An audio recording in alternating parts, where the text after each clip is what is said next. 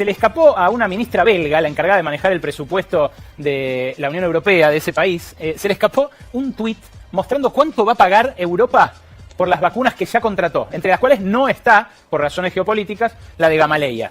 Hay algunas de estas que todavía ni siquiera son vacunas. La de Johnson & Johnson, por ejemplo, no concluyó la fase 2, no está en fase 3. La de Sanofi GlaxoSmithKline tampoco todavía está entre las que pudieron probarse. Esta CureVac alemana tampoco completó, pero claro, tiene otras 3 que sí son las más prometedoras, que son la de Pfizer-BioNTech, ya autorizada en la Unión Europea, es la que se está empezando a aplicar en Estados Unidos. La de Oxford AstraZeneca, la inglesa, que es la que se produce acá en los laboratorios de Mab Science de Hugo Sigman, que tuvo últimamente algunos problemas en la cadena de provisión y por eso está algo demorada. Y la de Moderna, la más cara de todas, del laboratorio estadounidense homónimo, que, bueno, vale $18.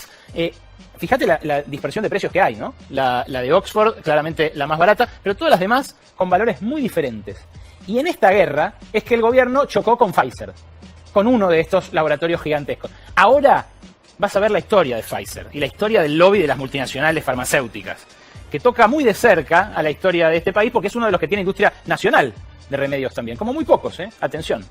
¿Cuál fue el cortocircuito con Pfizer? Bueno, primero sobre si había que enmendar una ley que cuando los proveedores de vacunas empezaron a tomar contacto con el gobierno, le exigieron al Ejecutivo y el Ejecutivo mandó, obviamente, como marca la urgencia. La ley fue aprobada, pero en el Congreso, la diputada Graciela Camaño le agregó un parrafito que dice que la indemnidad que reclamaban los agentes, médicos y no médicos de estos laboratorios funcionaba solamente en caso de que ellos no violen ninguna cláusula contractual y cumplan con todo lo que prometen. Esto, que está en el artículo 4 de esa ley, le generó, bueno, resquemores a esta compañía, Pfizer, la primera que consiguió aprobación por parte de la FDA, de la Food and Drug Administration de Estados Unidos. Esto parecía que hacía falta sí o sí aprobar otra ley para corregirlo, pero finalmente están negociando que haya un contrato en su lugar y que esto alivie, digamos, esa tensión, que lo aclare. Ahora, esta cláusula de la inmunidad no es el único problema. También en el último tiempo apareció el problema de quién firmaba el contrato, si el presidente o el ministro de Salud. Bueno, esta dificultad también se zanjó en las últimas horas porque el presidente no quiere ser él, considera que por derecho administrativo corresponde que lo haga el ministro de Salud. Y un problema también es el flete. Así como Aerolínea fue a buscar la de Gamaleya, los de Pfizer exigen sí o sí que sea DHL la que la traiga y esto, bueno, implica un costo adicional. Pero te decía que esto navega el carril de un lobby histórico. Y tan histórico es que empieza en el siglo XIX. Acompáñame a recorrer la historia de este gigante farmacéutico. La historia de Pfizer, que es también la historia de un gigantesco lobby, gigantesco. En 1849, los dos hermanos Pfizer y Erhard fundan en Brooklyn una empresa de preparados químicos básicos, bórax, yodo, santonina, que ayudaba a combatir una plaga de lombrices. Ya por 1880 empiezan a producir ácido cítrico y se convierten, así, en una compañía clave para la industria agroalimentaria de Estados Unidos por un contrato con la Coca-Cola. ¿Quién usa ácido cítrico en gran cantidad? ¿Por qué también se cruzó Argentina con Estados Unidos por los limones? Por la Coca-Cola. Hasta ahí era una empresa, de provisión de productos químicos, de insumos para alimentación. En 1918, cuando se les interrumpe la provisión de insumos que eran necesarios para producir el ácido cítrico, empiezan a producirlo por fermentación. Y construyen unos gigantescos tanques, como contó con mucha precisión Jairo Stráquea en el diario Perfil el fin de semana. Claro, ahí se les plantea un salto que lo dan, como muchas de las grandes compañías, de la mano del Estado. Y es que durante el inicio de la Segunda Guerra Mundial le ofrecen al gobierno de Estados Unidos producir penicilina, algo que se había descubierto a principios del siglo, pero que todavía no se podía producir masivamente. Ellos le dicen, ¿sabes qué? Este tacho que uso para hacer ácido cítrico por fermentación también puede fermentar penicilina. Claro, necesito unos cuantos millones de dólares para poner a tiro la fábrica. Se los dieron, por supuesto, y en el desembarco en Normandía, cada soldado llevaba un kit de penicilina de Pfizer.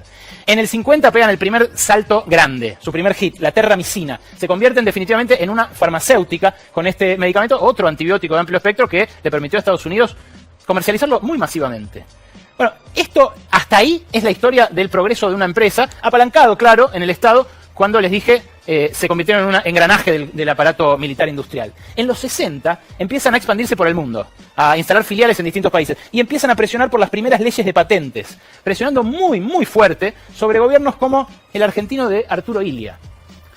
En 1964, Arturo Illia saca una ley que limita el poder de los laboratorios y que sostiene que el medicamento es un bien no intercambiable. El precio, que tenía que estar regulado por el Estado, para Illia y para Oñatibia, su ministro de Salud, era el precio de un bien que no era una mercancía. Entonces, limitan los gastos de propaganda, limitan los gastos de publicidad, limitan la posibilidad de girar regalías al exterior por parte de los laboratorios multinacionales, establecen reglas para la compra de insumos, para que le compren a determinadas empresas y eso incorpore tecnología acá. Reglamenta muchísimo, digamos, una industria que desde Estados Unidos venía a comerse a los niños crudos. La historia de Ilya es conocida, me refiero a su final. El golpe de Onganía, una de las primeras cosas que hace es anular la ley de medicamentos, también conocida como ley Oñativisia. Mientras tanto, Pfizer en Estados Unidos seguía creciendo y seguía imponiéndole a fuerza de dictaduras leyes de patentes convenientes a sus fines en toda Latinoamérica. En el 80 meten su segundo gran hit, el Piroxicam, un antiinflamatorio que por primera vez factura más de $1.000 millones en ventas solamente en Estados Unidos. Solamente en Estados Unidos. Y en los años 80 empieza una política que convalidó, por presión de la entente Reagan y Thatcher, la propia Organización Mundial de la Salud. En realidad la Organización Mundial de la Salud le resigna ahí el rol de árbitro a la Organización Mundial de Comercio. Y la OMC saca su normativa TRIPS, que defiende las patentes y que permite que empiecen los laboratorios a disponer su política de overpatenting, de cada cambio que le establecen a una fórmula, la patenta, entonces la usa monopólicamente otros 20 años más. La salud. En un año como este se revaloriza la salud como algo que no quizás debería ser una mercancía. En 1991, Menem termina de desregular la venta de medicamentos, triunfan definitivamente las multinacionales porque sigue rigiendo parte de la ley Oñativisia, pero la terminan de desguazar, como Macri con la ley de medios. Pfizer sigue su camino en ascenso, todos los años es o el primero o el segundo laboratorio más grande del mundo, está ahí en una pelea cabeza a cabeza con otro, y se acostumbra a conseguir este tipo de favores en todos los países. Claro, en el 98 pega el último gran hit, que es el Viagra, una medicina que en realidad era para la hipertensión y que descubrieron, bueno, que funcionaba también como contra la disfunción eréctil. En 2004 tienen su primera gran multa los hombres de Pfizer porque reconocen haber recomendado un antiepiléptico, el Neurontin, para usos no aprobados. Y también reconocen, en 2009, 5 años después, haber sobornado a médicos para que, recomienden este medicamento. Repito, es la historia de un mega laboratorio que negocia de igual a igual con los gobiernos. En estos últimos años protagonizaron 2 nuevos escándalos. Uno el de que se ocultaron datos de uno de sus estudios de que una de sus drogas podía prevenir el Alzheimer. Y en 2020 ya ahora empezaron a trabajar la vacuna con BioNTech, el laboratorio alemán. Pero fíjate qué pasó este año 2020 también. Ahora cuando anunciaron los resultados de su fase 3, mirá lo que publicó la CNBC. ¿Lo tenés, Rodo? Sí. Metieron otra vez una pata grande. Recién. Esto, en términos corporativos, es gravísimo en Estados Unidos. El uso de información privilegiada. Mirá lo que hizo su CEO en el día exacto en el que se anunciaron los resultados de fase 3. Vendió casi $6 millones de acciones mientras la empresa anunciaba los datos de vacunas en noviembre de 2020. Esto reactualiza la pregunta. Que se hacía Oñativisia y la pregunta que se hacía Ilya también. ¿No son algo demasiado importante los medicamentos como para que los manejen empresas y encima empresas extranjeras?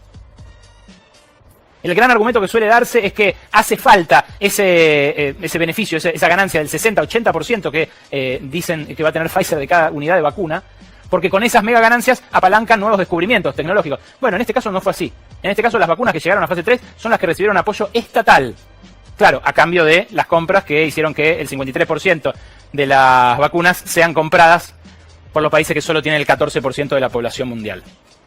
Compartimos la segunda parte del reportaje con Ina Afinagenova y ya los empresarios que apuestan al rebote, optimistas del gol, acá en Brotes Verdes. Aquí los medios son los mismos, o sea, no hay mucha diferencia entre los medios que funcionan aquí y los...